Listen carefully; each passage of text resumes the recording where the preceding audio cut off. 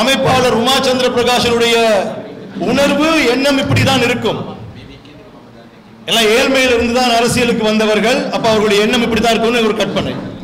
எங்களோடு ஆலை அதிபர்கள் இல்லை, கொட்டி தருவதற்கு எங்களோடு கோடீஸ்வரன் இல்லை, அட்சய பாத்திரத்தை ஏந்தி கொண்டு எங்களுக்காக மணிமேகலை காத்து நிக்கல, சாதுக்கள் சன்னியாசினுடைய ஆசி இல்லை, அதிகாரத்தினுடைய நிழல் இல்லை.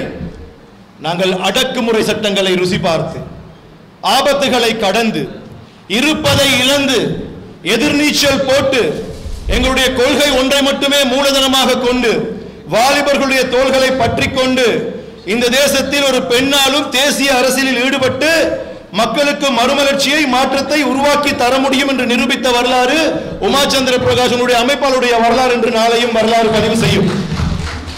நாங்கள் இந்த தேசத்திலும் இந்த நாட்டிலும் இனி தேசிய அரசியலில் தவிர்க்க முடியாதவர்கள். நாங்கள் தள்ளி போட முடியாத தாகம், அணைக்க முடியாத நெருப்பு, அலட்சியப்படுத்த முடியாத அரண். நாங்கள் சீன பெருஞ்சுவர் போல தமிழ் மக்களுடைய மானம் காக்க பிறந்த மான பெருஞ்சுவர் தான் இந்த ஐக்கிய மக்கள் சக்தியோடு சேர்ந்திருக்கிறோம். எங்களுக்கு உணர்வுகள் இருக்கு, தேவைகள் இருக்கு. ஒரு தேசிய இனத்தினுடைய விடுதலை கனவை சுமக்கும் புரட்சிவாதிகள் தான். சிதைந்து அழிந்து கொண்டிருக்கக்கூடிய ஒரு தேசிய இனம் பாதுகாப்பாக வாழ்வதற்கு போராடித்தான் ஆக வேண்டும் என்று எண்ணம் கொண்டவர்கள் தான். அது வடகிழக்காக இருக்கட்டும், மலையகமாக இருக்கட்டும், இந்த எண்ணம் கொண்டவர்கள் தான். ஆனா எங்களுக்கு ஒரு தேசிய ரீதியில எங்க மக்களுடைய கனவை நனவாக்கக்கூடிய ஒரு தலைமை வேணும். அந்த தலைமையை நாங்க அந்த பட்டியலை பார்க்கும்போது மக்களுடைய அந்த உணர்வுகளுக்கு, சிறுபான்மை மக்களுடைய அந்த உணர்வுகளுக்கு மதிப்பளித்து அந்த மக்களுடைய அபிலாஷையாக இருக்கக்கூடிய நபராக நாங்கள் சஜித் பிரேமதாஸ் அவரை பார்க்கிறோம். இந்த பிரதேசத்துடைய மக்களுக்கு நான் ஒரு விடயத்தை சொல்லணும்.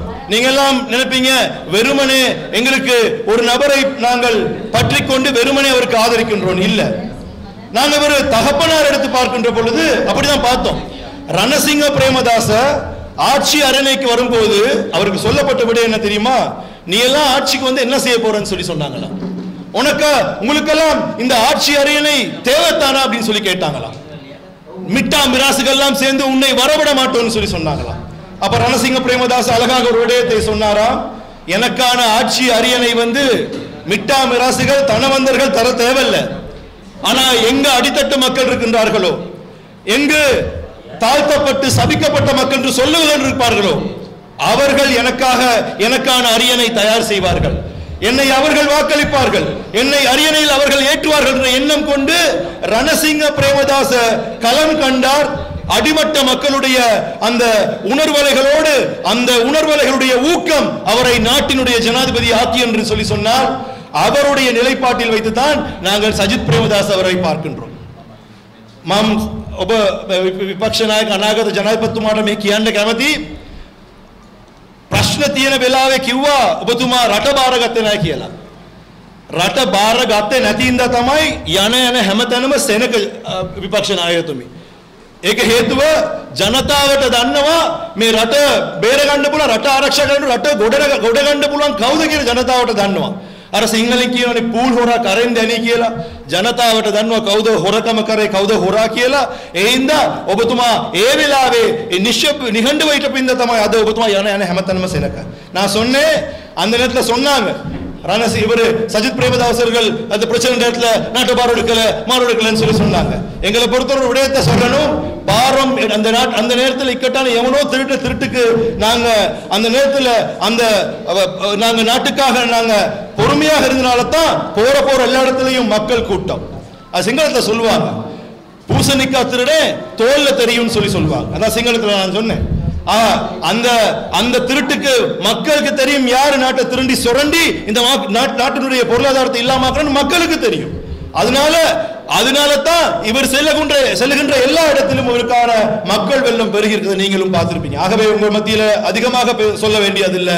உங்களுக்கு தெரியும் நாட்டினுடைய எதிர்காலம், சிறுபான்மை மக்களுடைய எதிர்காலம். நாங்க ஒரு விடயத்தை மட்டும் பதிவு செய்து உரையை நிறைவு செய்கிறேன். நாங்க மலையகத்துக்கான அந்த உரிமைகளை கேட்கின்ற பொழுது ஒருபோதும் நாங்கள் வடகிழக்கு மக்கள் என்று பிரித்து பார்த்ததில்லை. எங்களுக்கும் காணி உரிமை வேணும். வீடு நிலங்கள் வேணும், எங்களுக்கு பல்கலைக்கழகம் கல்வி அந்தஸ்துகள் வேணும் என்று சொல்கின்ற பொழுதெல்லாம் நாங்கள் மலையகம் இந்த வடகிழக்கு மக்களை சேர்த்து தான் நாங்கள் இப்பொழுதும் நாங்கள் பேசியிருக்கின்றோம். உங்களுக்கு தெரியும், எங்களுடைய ஸ்தாபக தலைவர் சந்திரசேகரனை தெரியும்.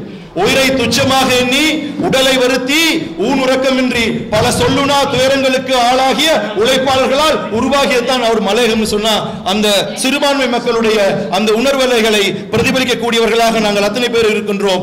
நாங்கள் தமிழ் முற்போக்கு கூட்டணியாக இருக்கின்றோம் என்றும் சஜித் பிரேமதாஸ் அவர் ஆட்சி அரியணையில் ஏறுகின்ற பொழுது சிறுபான்மை மக்களுடைய வாழ்வுக்கு ஒரு விடிவு பிறக்கும் என்ற நம்பிக்கையில் இந்த அருமையான சந்தர்ப்பத்தை எழுச்சி கூட்டத்தை ஏற்பாடு செய்த அனைத்து நல்லதங்களுக்கும் மீண்டும் நன்றி கலந்த பாராட்டுக்களை தெரிவித்துக் கொண்டு வீழ்வது நாமாயினும் வாழ்வது எங்கள் தமிழ் மொழியாக இருக்கட்டும். நன்றி.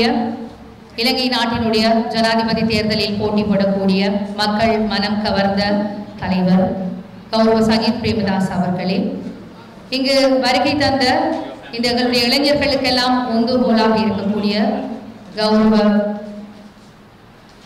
ஈரான் விக்ரமரன் அவர்களே, வெற்றி கிண்ணத்தை இலங்கைக்கு கிரிக்கெட் கிண்ணத்தை பெற்று தந்த கௌரவ அர்ஜுன ரணதுங்க அவர்களே, மலையக மக்களை பிரதிநிதித்துவப்படுத்தி மலையக மக்கள் முன்னணி சார்பாக வந்திருக்கக்கூடிய முன்னாள் மத்திய மாகாண சபை உறுப்பினர் ஆர் ராஜாராம் அவர்களே, எங்களுடைய அமைப்பாளர்கள், எங்களுடைய உறவுகள் அனைவருக்கும் என்னுடைய அன்பான வணக்கம். இது என்னுடைய கிராமம்.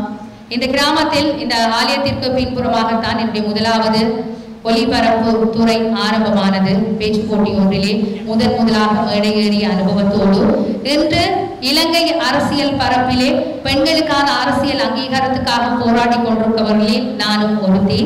ஆனால் இந்த வட மாகாணத்தினுடைய ஐக்கிய மக்கள் சக்தியுடைய பிரதான அமைப்பாளர், யாழ்ப்பாண தேர்தல் மாவட்டத்தினுடைய அங்கீகரிக்கப்பட்ட முகவர், ஐக்கிய மக்கள் சக்தியினுடைய ஊடக பேச்சாளர், பெண்கள் அணியினுடைய பிரதி தலைவர்களில் ஒருவர், கட்சியினுடைய பிரதி செயலாளர், இவ்வாறு பல பதவிகளை கொடுத்த ஒரு தலைவர் தான் சஜித் பிரேமதாஸ் அவர்கள். ஏன் இந்த விடயத்தை நான் சொல்கின்றேன் என்றால், நாட்டில் 53% அதிகமான பெண்கள் இருக்கிறார்கள். அந்த பெண்களுடைய குறைகள், அவர்களுடைய எதிர்பார்ப்புகளை பேசுவதற்கான சரியான பெண்கள் பிரதித்துவம் பாராளுமன்றத்திலே இல்லை. குறிப்பாக வடக்கு கிழக்கு மலையகத்தை பிரதித்துவப்படுத்தக்கூடிய பெண் பாராளுமன்ற உறுப்பினர்கள் பாராளுமன்றத்திலே இல்லை. அப்படி இல்லை என்று சொல்லும் போது வடக்கு கிழக்கு மலையகத்தில் இருக்கக்கூடிய பெண்களுடைய பிரச்சனைகள் எவ்வாறு சட்டமாக்கப்படும், அந்த சட்டத்திற்கான தீர்வு எவ்வாறு கிடைக்கும்?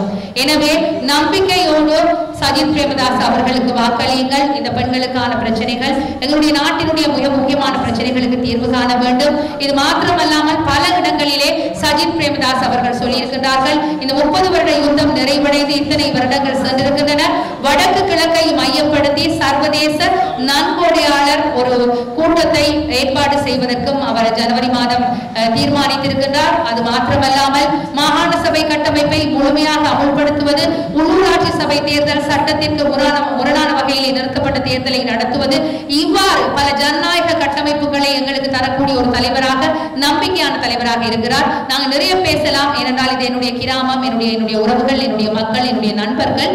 எனவே நாங்கள் தலைவருக்கான ஒரு நேரத்தை கொடுக்க வேண்டும். இன்று இங்கு வந்து இந்த கிராமத்திலே இவ்வாறு ஒரு எங்களுடைய மக்களுக்காக இந்த ஒரு அரசியல் பயணத்தில் எங்களோடு இணைந்து கொண்டதற்கு அவருடைய நன்றிகளை நாங்கள் தெரிவித்துக் கொள்ள வேண்டும். ஏனென்றால் பெண் அரசியல் என்பது எவ்வளவு ஒரு கடினமான விடயம். வீட்டில் இருக்கக்கூடியவர்கள் எவ்வாறு உதவி செய்கின்றார்களோ அதுபோன்று அரசியல் தலைவர்களும் பெண்களுக்கு சரியான அடையாளங்களை கொடுக்க வேண்டும். எனவே அதற்கு என்னுடைய நன்றிகளை நான் கௌரவ சஜித் பிரேமதாஸ் அவர்களுக்கு சொல்லிக் கொள்கின்றேன். மீண்டும் என்னுடைய உறவுகள் அனைவருக்கும் நன்றி. வந்த அனைவருக்கும் என்னுடைய நன்றி. வாய்ப்புக்கு நன்றி.